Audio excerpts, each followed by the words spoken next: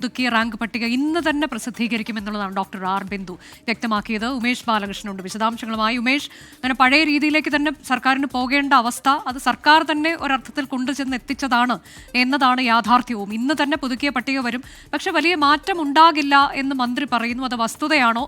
ഇപ്പോൾ കേരള സിലബസ് വിദ്യാർത്ഥികളെ സംബന്ധിച്ച് ഒരു ആശങ്കയുണ്ടാക്കുന്ന തീരുമാനമല്ലേ? തീർച്ചയായും ആശങ്ക ഉണ്ടാക്കുന്ന സാഹചര്യം തന്നെയാണ്. കാരണം നിലവിൽ റാങ്ക് പട്ടികയിൽ ആദ്യ സ്ഥാനങ്ങളിൽ വന്ന 2 വിദ്യാർത്ഥികളെ എടുക്കുകയാണെങ്കിൽ ആ 2 വിദ്യാർത്ഥികളും സ്റ്റേറ്റ് സിലബസിൽ പഠിച്ച വിദ്യാർത്ഥികളാണ്.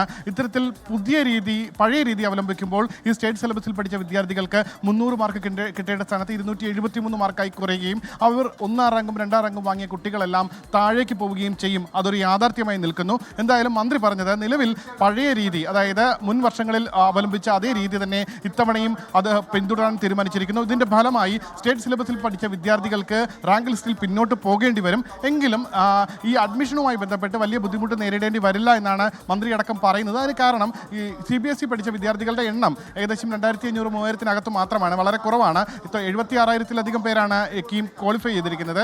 അതുകൊണ്ട് തന്നെ വലിയ മാറ്റം ഉണ്ടാകില്ല എന്നൊരു പ്രതീക്ഷ മന്ത്രി പങ്കുവയ്ക്കുന്നുണ്ട്. പക്ഷേ അപ്പോഴും ഈ പറഞ്ഞതുപോലെ ഇതൊരു അനീതിയുണ്ട്. കാരണം കാലങ്ങളായി തുടർന്നു വന്ന ഒരു രീതി മാറ്റാൻ സർക്കാർ ശ്രമിച്ചു, പക്ഷേ സമയബന്ധിതമായി നടപ്പാക്കാൻ കഴിഞ്ഞില്ല എന്നുള്ളതാണ് ഒരു പ്രശ്നം. എന്തായാലും ഇന്ന് തന്നെ ഈ പഴയ രീതിയിലുള്ള എപ്പോൾ വേണമെങ്കിലും പ്രോസ്പെക്ടസിൽ മാറ്റം വരുത്താം എന്നുള്ള ആ വാദത്തിൽ എപ്പോഴും മന്ത്രി ഉറച്ചു നിൽക്കുകയാണ്. പക്ഷേ കോടതി അത് അംഗീകരിക്കുന്നില്ല എന്നുള്ളതാണ്. പഴയ രീതിയിൽ തന്നെ പുതുക്കിയ റാങ്ക് പട്ടിക ഇന്ന് പ്രസിദ്ധീകരിക്കും എന്നതാണ് ഉന്നത വിദ്യാഭ്യാസ മന്ത്രി അറിയിച്ചത്.